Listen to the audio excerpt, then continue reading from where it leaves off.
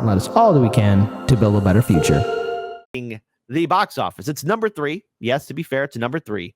But in regards towards a foreign film doing so well in North America, it speaks volumes about how pathetic current Hollywood is, as well as the front line, mainstream intellectual properties that are failing miserably, like Marvel Comics, Disney Star Wars, Disney in general, all these superhero movies, Godzilla, and I'm not talking about that Godzilla crap with King Kong trying to save the world.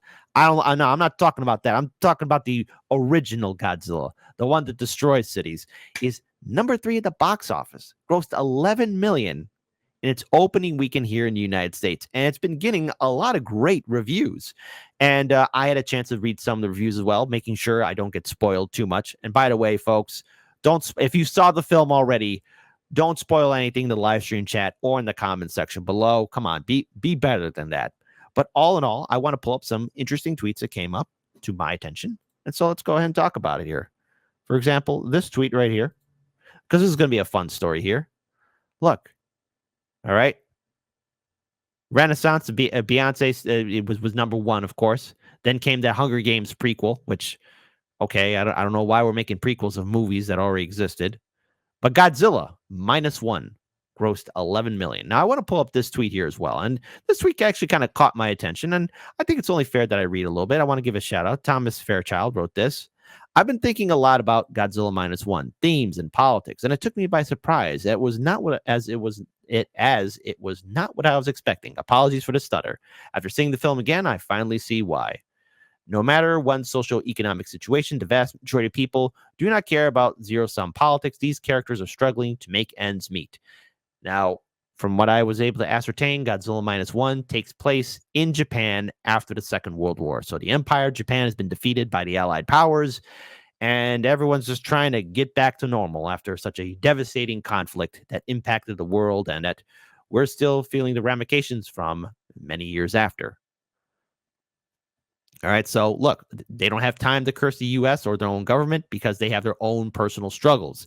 Something I think all of us can agree with. I mean, at this point, yes, we can curse out our own government too, but we all have our own personal issues and struggles and demons that we have to deal with.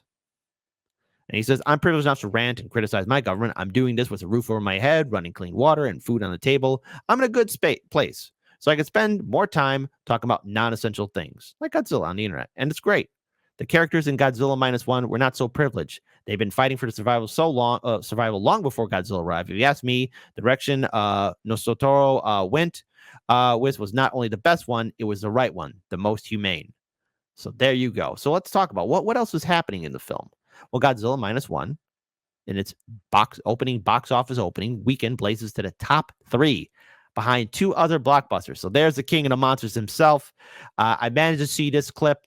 I kind of regret seeing it because it kind of gave away a spoiler. So no spoilers here in the chat. Come on, folks, be better. So Godzilla -1 is stomping out of the competition at the box office. The movie is the 33rd entry in the Japanese company Toho's franchise and the 37th overall, including 1998's American remake and the Godzilla-centric entries in Legendary's Monsterverse, which crap. You have to be on something to watch those movies, but okay, whatever. It follows a devastated Japan in the wake of World War II, where attempts to rebuild are thwarted by the emergence of the titular giant monster. For a deadline, the Godzilla -1 American release is projected to take in 10 million, now 11 million, at the domestic box office in its opening weekend. This result will allow it to land at number 3 on the top 10 chart for the weekend. The only movies it is behind are 2 major American blockbusters, the concert documentary Renaissance, a film by Beyonce. Oh my goodness. And of course, the Hunger Games Ballad of the Songbirds and Snakes, which is the prequel. Yay! Hollywood. All what you got are sequel, prequels, and remakes. But okay, whatever. Hunger Games, number 2. Why is that allowed to happen?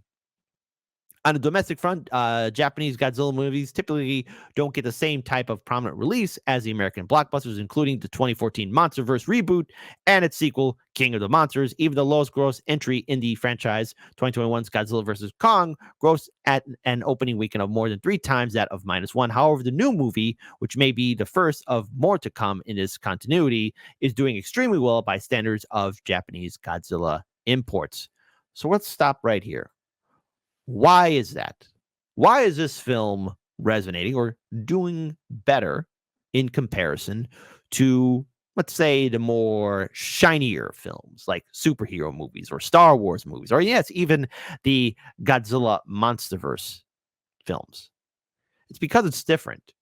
You see characters struggling with their own past. And let's face it, post war Japan, many people had to rebuild their lives. The empire was destroyed. And like many of us, we're all trying to get on by and move forward to a better future. And in comes this other entity, Godzilla, of course, that shakes things up, but it's character driven.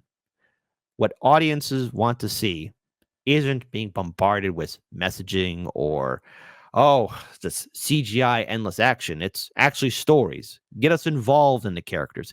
Tell us who they are, why we should care about them, why they are important.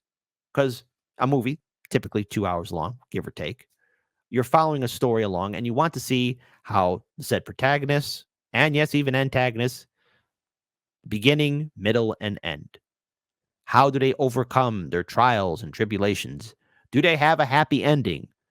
Or do they learn a lesson? Something of that nature. I said on the show that I hope to see a second renaissance of filmmaking. Corporate media, Hollywood in general, specifically Hollywood, has been run as a way to just spew out stuff that even Hollywood doesn't believe. Never forget that Hollywood did a movie on Harvey Weinstein and everyone was patting themselves on the back, but yet they all knew who he was. They knew what kind of scumbag that jagoff was. They knew. And they made a movie about it, trying to be stunning and brave. No, Hollywood. This is the same Hollywood that wants to twist intellectual properties, have 20 writers in the room, and give us the same click, copy, paste garbage that we've been seeing over and over again. And after a while, people get tired of it. People want something new. Why do you think the internet is so popular, especially when people are viewing content creators who are trying to get on by or start their own film career? My advice to anyone is don't go to Hollywood. It's where your dreams will go to die. They won't come into fruition. And even if you do get lucky, just remember there's a price to be paid, and that will probably include your soul, but that's not all. Movies are designed for entertainment. This is simple, something that we all know. And I, for one, am looking forward to seeing Godzilla -1. And if you follow Hard Lens Media, you know that, yes, we are live on Rumble. Shout out to Rumble. We do a movie night. Always. And then when it's available for streaming, to purchase online or something like that, my promise to you, the viewing audience, we're going to check it out because it looks like a fun movie. We've seen all sorts of films on our Rumble channel for movie night. So I invite all of you to check it out when we do have it. Of course, if you follow Hard Lens Media, when we go live every Monday through Friday at 9 a.m. Central, I'll give you the day and time when we do our movie nights. So there you go. I'm actually very happy to see this positive review for a Godzilla film. I myself am a fan of the great monster. I had the opportunity to even see the Godzilla Museum in the Shinjuku district way back in January of 2020 before the whole world went crazy. So I'm happy to see the King of the Monsters make his impact and reach to number 3. Should be number 1, but nonetheless, number 3 in the box office. And if the story is as epic as I have been told by people who are kind enough not to give me spoilers, it's worthwhile to see. And I can't wait to check it out. And I hope this serves as a lesson to Hollywood that, well, your time is ending and people want something better. Can't wait for it. The king remains undefeated.